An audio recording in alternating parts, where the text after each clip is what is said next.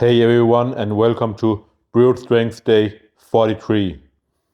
This is one of the best trainings that I've had in a while, mainly because of the movements that I'm doing. I find them highly enjoyable, and the type of training that I'm doing as well, the dynamic effort, the bodyweight stuff. Good mornings, just things I really enjoy. So I'm starting out still on Mondays, third week in a row with the couch stretch and supersetted with reverse Nordics. As you can see here, I'm really trying to push it here, as shown by the expressions of my face. And one of the big problems I see when people stretch, I constantly see people that they just sit on their phone, scroll on their phone, watch something, stuff like that on Instagram, and they sit in a stretch for like 5 minutes. And that is not how you build more flexibility. When you want to build more flexibility, you gotta have the type of intensity that you also have while lifting, especially because flexibility training is not gonna have the same neurologic fatigue that you get from lifting heavy close to failure, like above API, like from API 8 to 10 with really heavy weights. You're not getting that from the stretching. But what you're getting is muscular fatigue, and because obviously you're getting into the stretch position. So my hip flexors and the quad can be a little bit sore after this, but muscles they recover way faster than the central nervous system recover. So and generally it's also not a really fatiguing stretching. It doesn't create as much muscle damage as doing heavy weights or slow eccentrics does, especially when the stretching is done only with body weight. But I'm pushing it really hard here because I'm doing PNF stretching. So I'm doing 1 minute per leg for 3 rounds, and I'm relaxing for 10 seconds, really focusing on my breath. After that, I really like push it for 10 seconds, just trying to squeeze my glutes and get my back upright. That's the two things. I'm trying to push my hips forward and then get my back straight, because that's basically what you need to do to get the stretch in the hip flexors. And then I just repeat that for 3 rounds. So when I've pushed into a new position, I try to really focus on my breath for 10 seconds and get comfortable in that position, and then put a little deeper and repeat for one more round.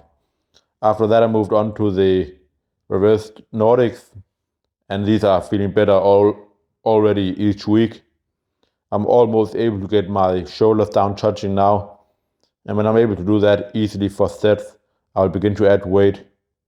Basically, the focus here is to just push down in the floor with the knees and the feet, and then just go down slowly, trying to keep the back straight, not reaching too much back with the head, and then just get the whole body down and keep the knees down for the duration of the set as well. Then moved on to dynamic effort, front squat, and as I talked about on the last week's episode with the dynamic effort, what I'm doing here is 10 sets of 3, and I'm doing 3-week pendulums where I start with 50%, then 55, then 60%. And I don't have the bands that the website have where they advise to have 25% of band tension at the top, but I also read that that is actually fine. And I have only 45 seconds rest between the sets, because then I can create maybe a little bit of lactic acid, which will promote the growth hormone to build up a little bit of muscle mass.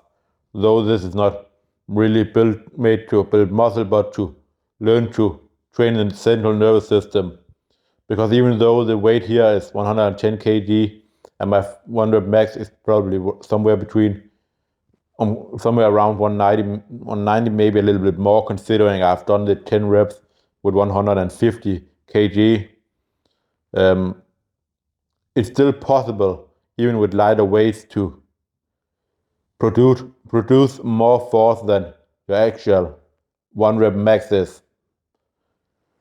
And that doesn't mean that you can go like 150 kg for the dynamic effort here, like for me, because at some point the dynamic effort gets so heavy that it's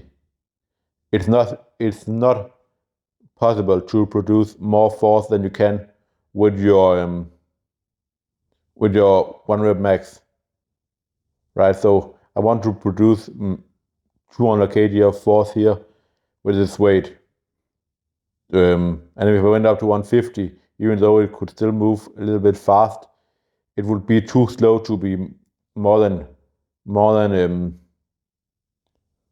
kg of force being produced if you measure the speed of it. Like for this, I want the speed to be around 7.8 meters/second. It's probably a little bit faster. So that's just like the biggest mistake I see with people doing a dynamic effort, and that I've heard people like Louis Simmons and Matt Wenning talk about. It's just that people do it way too heavy. You can even do it lighter than 50% as well and get better results than using like 75%. Let's just say that. Another thing as well is that dynamic effort just gives such a good possibility to work on the technique. As you can see, when I did the squats, my hips, they were still shooting up a little bit. They always do that in the squat, so I can really focus on that when I do the dynamic effort, and I can keep the elbows up. Really, I think what happens with my glute, because I'm trying to really work it out. Like it's really like all the way in the bottom. When I walk through it with like pausing the video, things like that, I can see that it's just like the first few centimeters, my knees go back. Like I think it's the stretch in like the Achilles and the patella that like make my knee like shoot back, and the hips rise up a little bit first. I'm actually able to keep a little bit better form in the paused front squat because I can focus more on avoiding it. But still, it also happens obviously when I start to go heavy because I'm just in a stronger position when I'm able to use the hamstring and the glutes more. But maybe it's actually a lack of glute activation and just need to focus a lot more on probably activating the glute. Because if you think about what the glutes have to do, they need to extend the hips. Like that's the whole function of the glutes. Like all the gluteus maximus, medius, and the last one I can't remember the name of it off my head. But the main function is to extend the hips. And if my hips are shooting up in the beginning of the squat, while my legs, they are extending, right? If my hips are shooting up, my legs have to be extending. So I'm using my quads, right, to extend the hips, if that makes sense. Or I use my quads to extend my legs, right? But my hips, they stay closed. So what that should actually mean is that my quads are working, but my glutes are not working as they should in the beginning to keep my hips extended as well. So I think it's actually not just a quad problem. I think it's more of a glute problem because I've never, when I think about it, activated my glutes. In the worked a lot on like glutes isolated when things like hip thrust. I've never trained hip thrust. I know some weightlifters actually do that, even though I know some people like to consider it an exercise, like a little bit of a joke about only women doing it. But I think that would actually make a little bit of sense to do something like a hip thrust, maybe a pull through with an elastic band, to work on the contracted position, like keeping the hips locked out when there are a lot of load on it. And I think that would actually increase my ability to stay upright, maybe in the front squat. It's also part of the reason why I'm doing the stretching in the beginning, because it's not so hard that I can squat. So it's actually building a little bit of strength in my glutes and getting me into a more upright position. And yeah, and it's just increasing my work capacity as well. I can still perform to a really good, pretty much maximum level even after that. Yeah, that's just a little bit of thoughts. I did 5 sets of 5 good mornings with 80 kg, and then 8 sets of 3 Nordic curls after that. Then moved on to this neutral grip curl, and I really like this bar. I managed to get 16 reps with 41 kg with pretty good form, I would say. I think it's almost impossible to have any lean back when you're doing this kind of work, because the weight with, like, when you move it up out in front of you, you kind of have to adjust your body to not fall over when the weight goes in front of you and things like that. But you can see I'm not really going forward a lot in the bottom or anything, and using my back. So it's pretty much pure arms.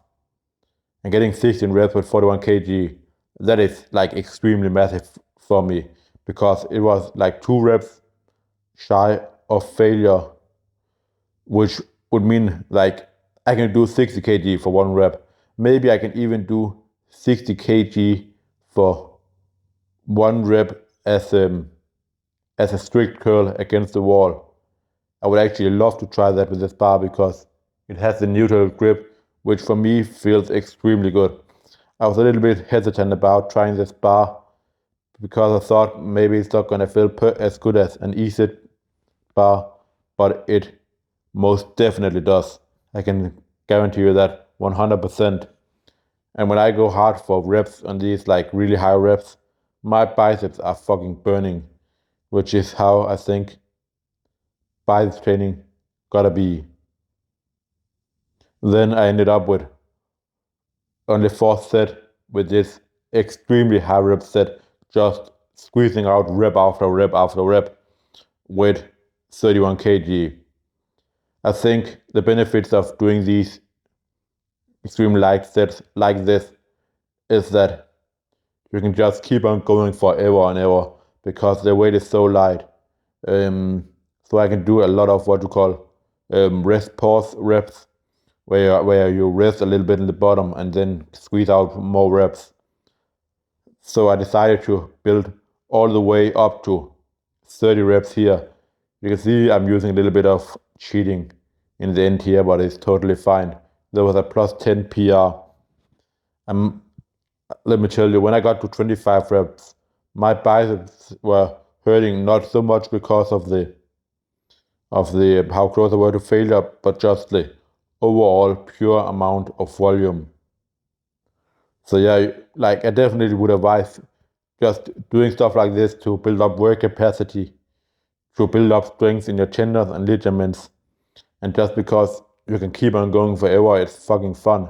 Like, don't make the pauses too long. Eventually you're gonna have to get all the way to failure. Anyways, that is all for this video. A very long one. I hope to see you all for day 44.